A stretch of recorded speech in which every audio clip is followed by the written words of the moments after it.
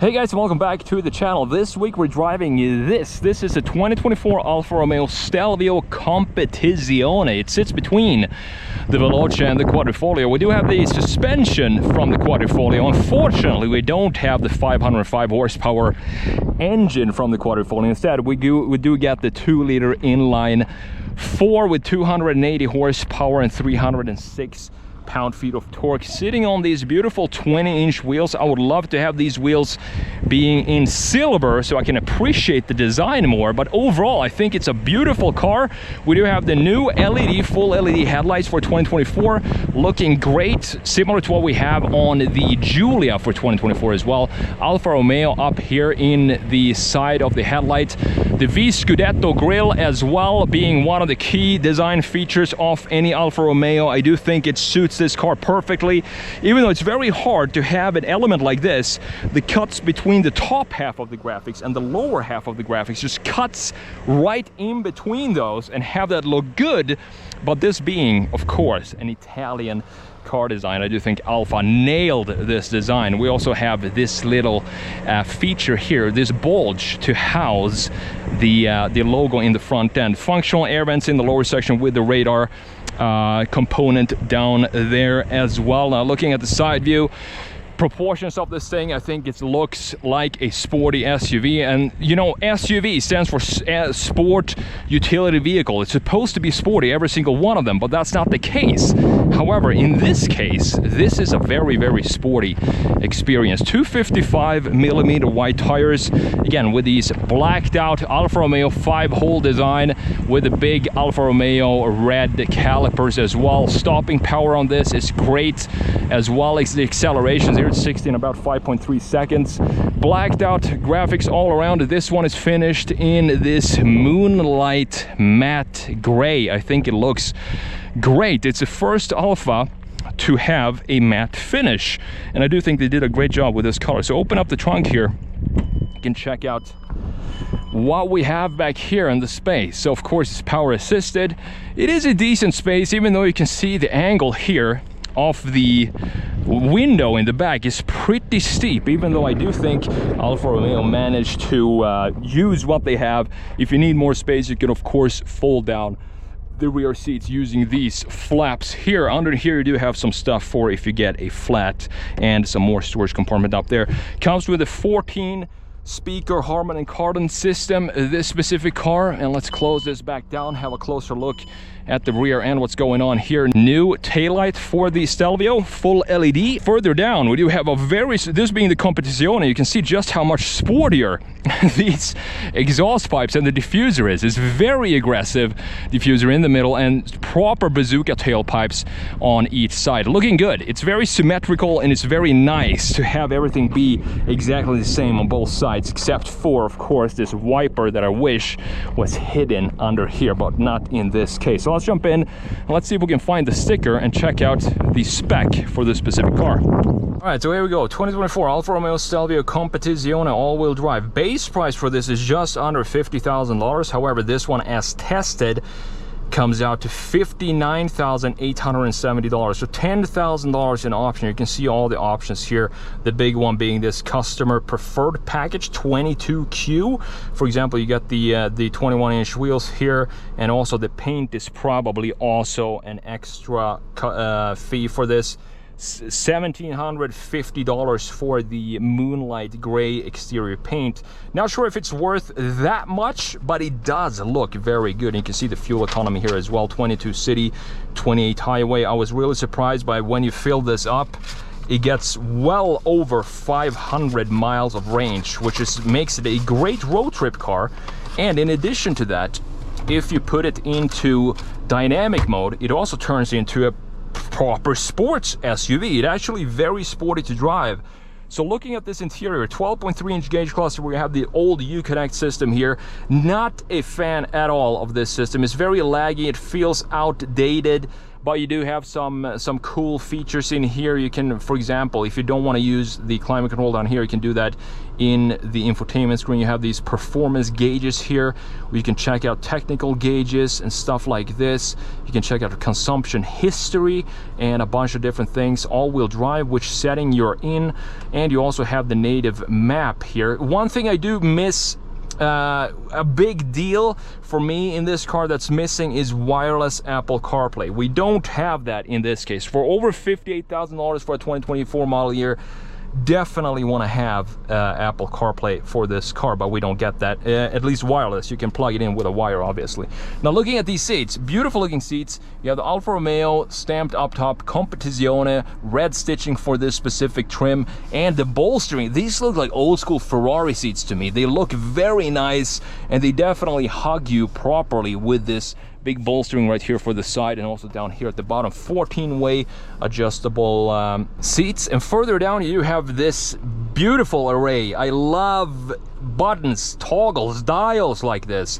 Unfortunately, we don't get ventilated seats. That is also something I wish we had in this price range, but you do get heated seats in 3 different levels, and heated steering wheel, 2-zone climate control settings, cup holders down here, USB 12-volt, and this is the gear selector. Also has the red stitching to it. Putting it into reverse, gonna pop up the reverse camera, and here you can see the age of the system, because this screen, first of all, it's not very big. The resolution looks like it was filmed by a 360p camera. Down here you do have the controls for the DNA mode. So these are the drive modes: advanced, efficiency, neutral, or you have dynamic, and that switches up some of the graphics in the gauge cluster as well. Looking at the steering wheel, beautiful steering wheel, Alfa Romeo logo in the middle. I wish the start button was red in this case, like we had on the Quad, but not on the Competizione. Have a look at the size of these paddles. These are metal. They feel very high quality. I love the sizing of these. Very easy to figure out exactly where they are, because they are mounted on the steering column instead of the steering wheel. The controls for the gauge cluster here, you can change some of the info that you have inside of the gauge cluster right here, or on the right side of the tachometer. On the left side, you can change that up to have whatever you want. And on the left side here, you have the controls for the cruise control setting. Overall, it's a beautiful interior. The only thing, as I said, that I'm missing here is going to be the wireless Apple CarPlay. Up top we have a huge sunroof going all the way back to the passenger seat. So let's jump into the back and let's have a look at what it feels like to sit behind my own driving position. By the way, this is the armrest. You have wireless charging here as well, with a couple of more USBs. Coming into the back seat here, and it is pretty tight for me. I'm 6'1", 6'2", something like that. Overview of the back seat. Nice looking leather here on the door panels. So jumping in here, there's not really a lot going on in the back. We do have a couple of vents, couple of USBs down here, and again you have 3 settings or 3 levels of heated seats for both sides of the passengers, which is great. If we fold down this armrest, you're gonna find 2 cup holders back here. So with that said, let's jump back to the driver's seat and let's do what this car, Alfa Romeo in general, I would say, is all about. Let's take this for a drive. All right, so starting off, and let's put it in advanced efficiency here, which is the smoothest, it's most chilled out drive mode. I do like to have it in that when we're on highways, for example, to just cruise along nicely and get over 500 miles of range. But if you want to, this having the suspension settings from the Quadrifoglio, you can go into dynamic here, and you can see that it's lit up now. But if we press it, we can have it in the dynamic settings, but with the softer dampening for the suspension, which I think is a great mix or compromise. If you still want to have it be sporty but doesn't really love the firm ride that we have in dynamic, you can always switch that up with this little button down here. The gauge cluster layout on this car is just beautiful, because it looks like the old analog round speedometer and tachometer from Alfa Romeos of the past, but of course they switch it up to be more modern, to have everything be digital, as you can see, and I do think it works. Overall, I don't want a bigger screen than this. 8.8 inches like we have for the infotainment screen is totally fine for me. I don't want to have it stick out like this. This is great. Don't need bigger than this. However, I do wish we did get the updated Uconnect system from the tonale, for example, because that is a big deal with this car, is the infotainment screen, infotainment system, which is not up to date at all. And as I said, it feels a little old school and specifically laggy. All right, so coming out to this main road here, let's put it in dynamic first of all. And let's also put it into manual, because this 8-speed, it's actually pretty fun to use with the paddles, and I was surprised by that. Normally a car like this, an SUV, it only has sport in the name, but when it comes to actual sportiness of driving this car, it doesn't feel sporty at all. But this one is different.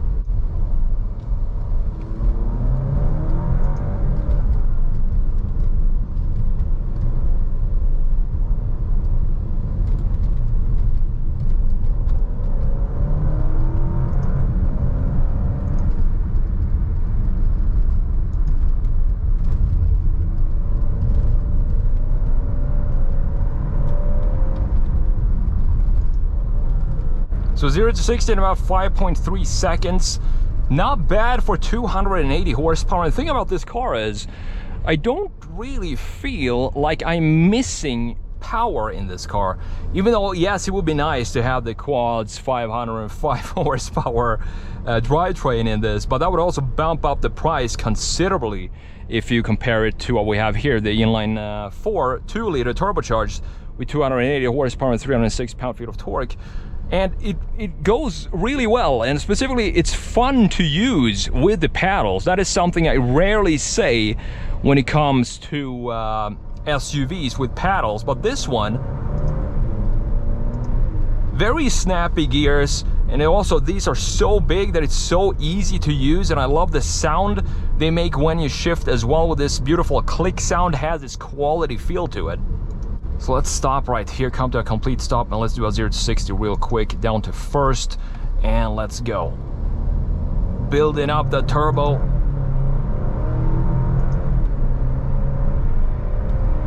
And we're up to 60. So that was uphill, not bad at all for what this powertrain is. And of course it helps that you have all-wheel drive to put the traction down. 255mm wide tires, they're not too wide. And that, I think 255 is a good width for these type of tires, because it's not too loud in here and it will still give you all the grip that you need. I think what you're paying for here, $58,500, is this driving experience, because as I said, this is actually a sporty driving SUV. It's very fun to drive, and you also pay extra for this design, this Italian design that you have both in the interior and the exterior design of this car. The one thing that lets it down, in my opinion, is going to be the infotainment system and the lag. I wouldn't care about that if we had wireless Apple CarPlay, but since we don't have that, I need to plug in my phone every single time. In a $58,000 car, that is a bit of a letdown. But when it comes to the driving experience, it's still an Alfa Romeo, and it's still very, very fun to drive.